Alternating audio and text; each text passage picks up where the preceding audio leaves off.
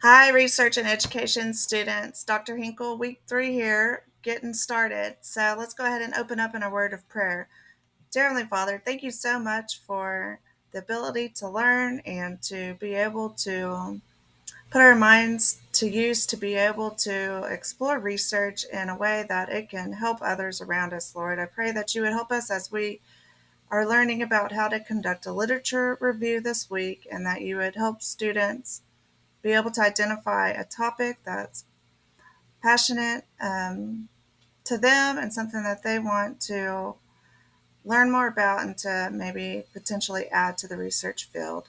I thank you so much for all of your many blessings and for the rain that we received and the great weather. And we just thank you and praise your name. In Jesus' name we pray. Amen. So I also want to mention if y'all ever have any prayer requests that you would like to for me to pray for you, please know that I'm here to pray for you. I like to write those down and keep track of those and then give praises when they're answered. And so just know that I'm here to help spiritually for y'all as well to help you through this course, okay? Um, so for week 3, okay, so let me click here. We're doing research and education. I think probably most of y'all have received your textbooks. I know that's been an issue, so we're kind of just easing into this semester. It's a 16-week course, so we'll have plenty of time to get caught up. But if you have not received your textbook, please let me know, and then I want to speak with you on an individual basis. So just reach out to me and call me so that way I can help you. So if you have not received your textbook, it's very important that you reach out to me this week, okay? So week 2, you're finishing up, or you have finished by now, and I'm going to get those graded. You're going to have already submitted your essay comparisons of the 3 types of research. You would have already submitted um, identifying the statement of the problem in those 2 different studies. And you would have also written to me your research statement of the problem, or your problem statement, I like to call it. So I'm going to give you feedback on that just based upon what your textbook requires for those. So please read that as you receive your feedback on that. Now, in order to have done that, you would have already have had to chosen a topic because you can't create a statement problem without a topic. So this next week, which is the one we're working on right now, September 12th through 18th, you're going to focus on writing your literature review, but you're going to officially submit your research topic here for your project, okay? So I want you to go ahead and do it as a forum. I want you to explain why you chose that topic. Why is it relevant to you? Why are you interested in it? Give a brief explanation on ways that you plan to conduct your literature review. So after you've read the chapter in Creswell, chapter 3, I want you to go ahead and do this forum, but not until you've done that first. So yes, it's chapter 3. You're going to print out the PowerPoint, take notes because you'll have to submit that later. So there's no minimum word requirement for this assignment. You're going to also read your peers. You are required to read your peer responses. So that's another reason why we do this, is so that you can kind of get an idea of some other topics that your classmates are doing. You don't have to respond to their post. I just want you to read them, okay? So you can gain perspective of your own topic and as you read others, okay? So here are the requirements. You're going to discuss your topic, the relevance and interest to you, conduct your literature review. You're going to explain how you're going to do that. No minimum words. You don't have to respond to your peers, and you are required to read your classmates' post. So here is exactly how you're going to be graded. So it says grading rubric. Here are the points itemized here, and then it's worth 20 total points. So first you're going to explain why you chose a topic. That's worth 2 points. If you identified your interest in the topic, that's worth 2 points. Now, here's the important part. You're going to explain how you conduct the literature review using the 6-step model found in Creswell.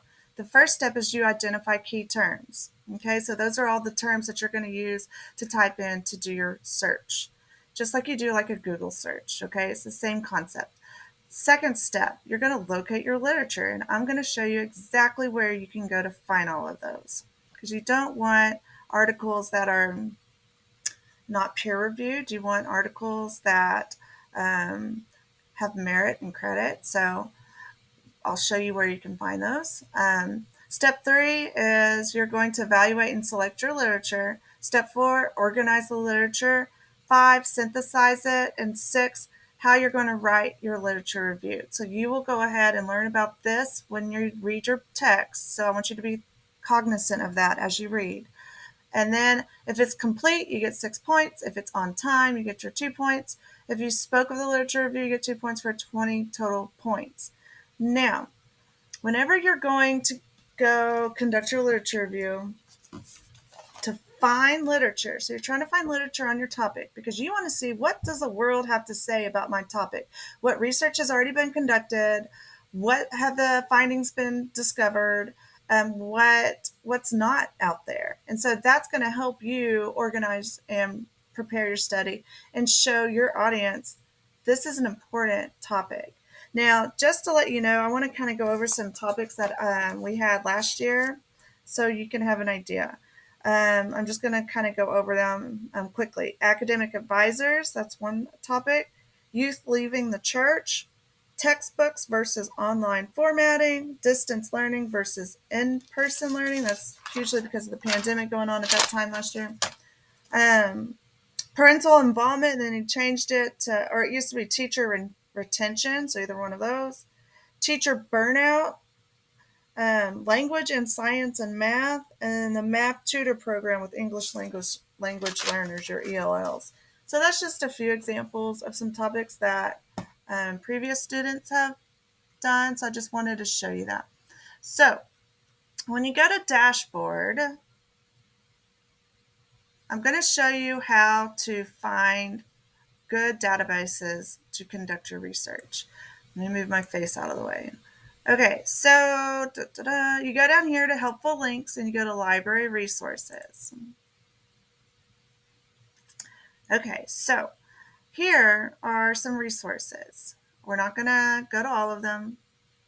I'm going to go to this one. It's called the ERIC database, and one of your assignments requires you to go here. So it's the Educational Resource Information Center. Oops. Okay, so here you could type in, well, that's our textbook. Okay, let's do teacher burnout.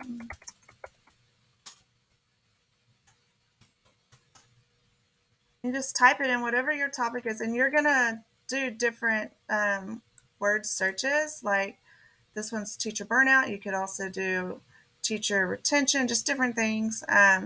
So here are a lot of different articles. Okay, now if it says peer reviewed, that's good. You want peer reviewed articles. Okay, that means that they did the research and they had others go alongside them while they did it to kind of do like a check and balance situation, so that they are given feedback towards each other, and it's not just done with one person with one mind without any types of checks and balances in place. Here you can download the full text, so you want that. So you can just use the ERIC database. That's one place that you can go to find good, solid research articles. Google Scholar is another one, and you could do that just by going to Google, and then there's a drop-down menu to get you to Google Scholar. But here it is. So then you can type in teacher burnout, and you'll get some more articles here. You should be able to do some type of oh goodness, what is it called? Sorry. Where you could select and filter through. Okay, so here's that. So that's another option for you to use Google Scholar, and you should be able to set some filters if you need. It would be nice to be able to do that. So look for how to do that. Okay, so then the last one I want to show you is the Tennessee Electronic Library. And then you're going to go to the Education Reference Complete. I think on one of the assignments it says Education Complete Research, but that's wrong. I noticed that when I went in here. Reference Complete. Here we go. So Educators Reference Complete. I think I already have one open up there. Okay, so if you did teacher burnout, just do that.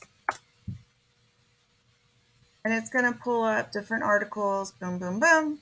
Pretty awesome. Now, there was one more that I have contacted admin to figure out why it's not working, because it's the EBSCO database. So if you go all the way down to the bottom from this page and you go to Teacher Reference Center, it's supposed to take you to an EBSCO host page, and it does. It just doesn't log you in.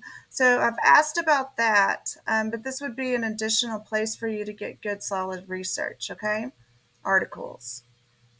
Okay, so let's get back to our course. Okay.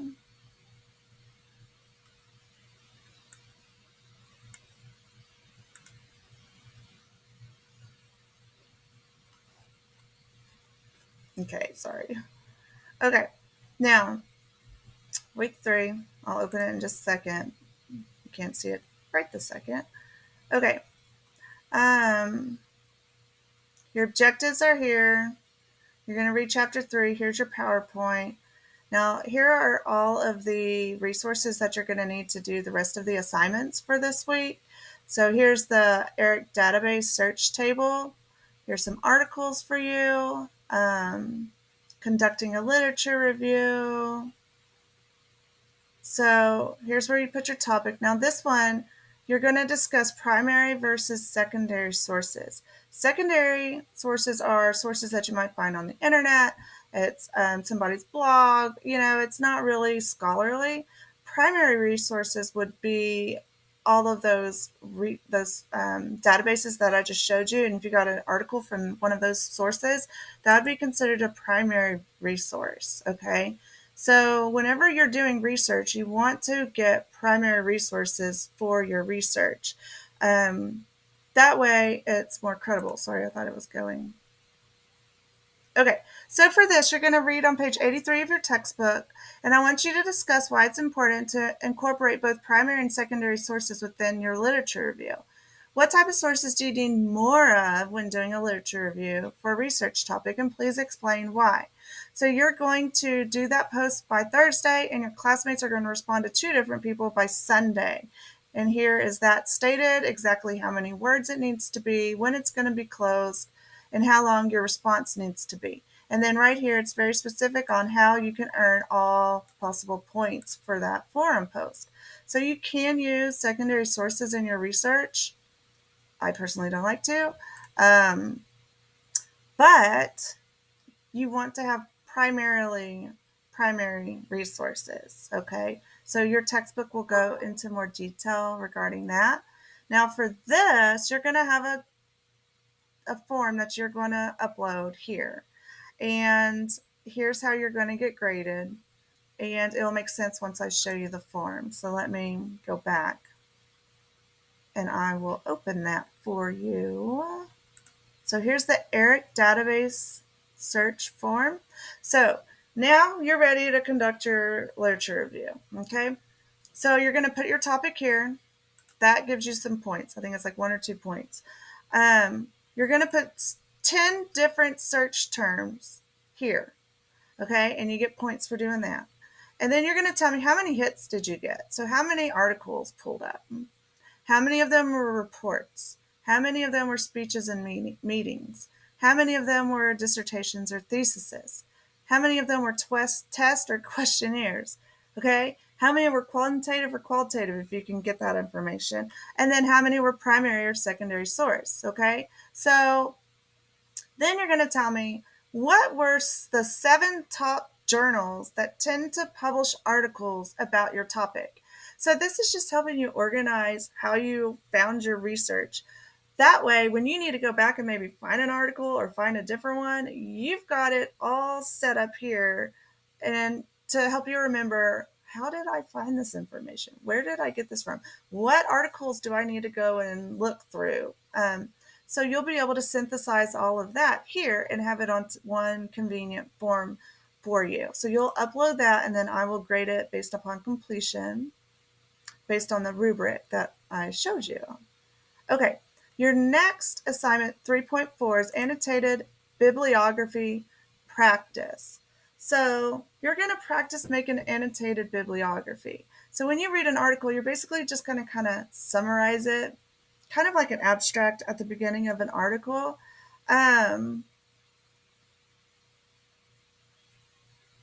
Okay, it says you'll be making an entry with the article provided in week 2. So you're going to go to week 2 under resources titled Student Perceptions of Using Instant Messaging Software. Okay, so that article. So you're going to go here to week 2, pull up that article. You're going to make an entry according to the following guidelines. So you should have already read this article. It'll be easy for you to do. So you're going to make sure you have a title with proper heading. You're going to cite the article using APA format. Okay, you're going to use that APA manual that I want you to get very, very, very, very, very friendly with. Okay, very comfortable using, because you're going to use it a lot. I want you to highlight it. I want you to tab it up, just mark it up so that it can be super easy resource for you to use. You're going to write and give me 2 to 4 keywords that the article could fit in your scope of your topic. Okay. You're going to abstract the article by summarizing it in your own words. You do not copy their abstract, okay? That's plagiarism.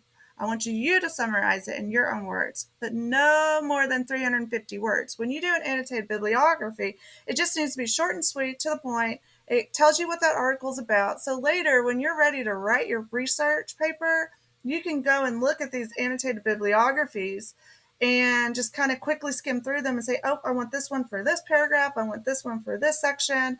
And you're going to be able to make sense of everything. Okay. That's the purpose of this. The last one says, give one paragraph that's a thoughtful response to the study and how it fits in your overall topic. Okay. So you're going to pretend that your topic is implementing technology in the classroom. Okay, so you're just practicing right now so that when you get ready to do this with the articles you're going to find, you're able to do this.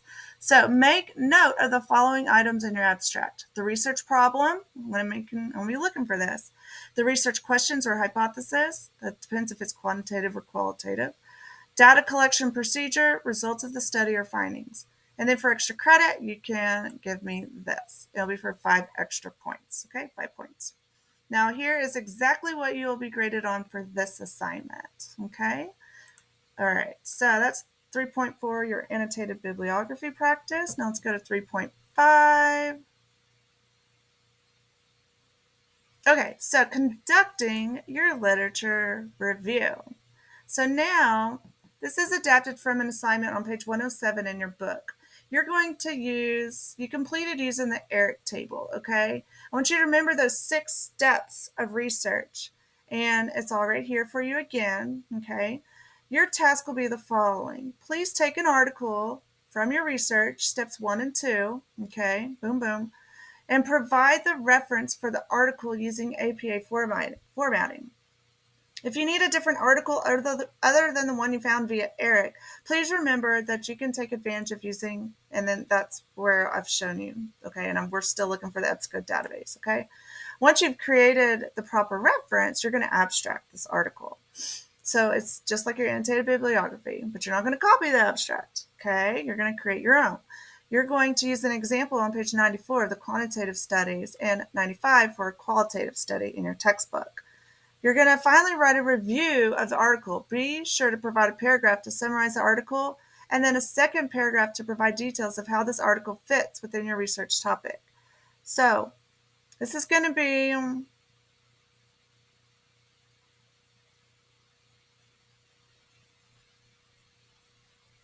one of the articles that you found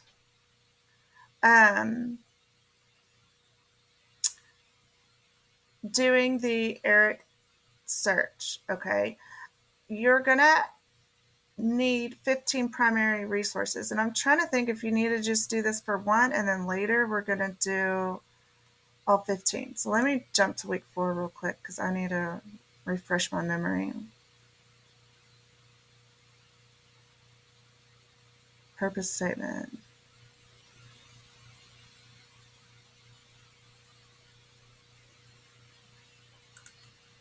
Okay, sorry. I needed to take a pause. So, this is your actual literature review that you're going to conduct right now with 15 references. So, let me read this real quick. When you do this, you're going to identify your key terms in your words. You're going to locate a minimum of 15 primary resources, references. You're going to evaluate and select the literature, and you're going to see, is this good for my topic? You're going to organize it. So you're going to do the abstract, you're going to do tables to see themes, notes, etc. And you're going to read about this in your book. Okay, so this is a heavy week. Okay. Conceptual picture emerges of where your study fits within the literature, and you're going to convince the relevance of your study by you can do a literature map. Okay, you're going to write your literature review. I want proper headings within text citations and a reference list at the end. Okay, so that is exactly what I want you to do. So you're going to actually write your literature review after you've found your resources, and make sure that you read all of the directions thoroughly for each of the assignments this week. And then please, if you have questions, just email me, text me. I will love to help you and guide you through this. I know it can be a little bit overwhelming, especially in this phase of it as we're looking and digging and writing and getting that all started. So please know that I'm here to help. And then if I think of something along the week, or if somebody asks something, I'm like, okay, I know the whole class would benefit from this nugget of information, then I'm going to put right here an announcement in the news forum. So I already did a textbook post. So hopefully y'all have seen that. It says, understand a few of you are waiting for your textbooks to arrive. I could scan you copies of chapters 1 and 2. This is from last week. So just know that that is where I'm going to communicate with you as a whole group. Okay. Otherwise, you can message me here and you can talk to me individually one-on-one, or you can go to my phone number and email. You can email me, call me, text me, any of those ways. But I really want you to focus and look here at this news forum. See if it pops up like a comment and says you have a message. Let me know if it doesn't, and then I'll see if I can change that as a setting to do that. Okay. So you kind of get like a flag, like, hey, look at me, look at me. Okay. So happy working. Let me know if you have any questions, and it's going to be a wonderful week. And I can't wait to see what topics y'all are going to do on your research. So awesome. Thank you so much. Take care. Bye bye.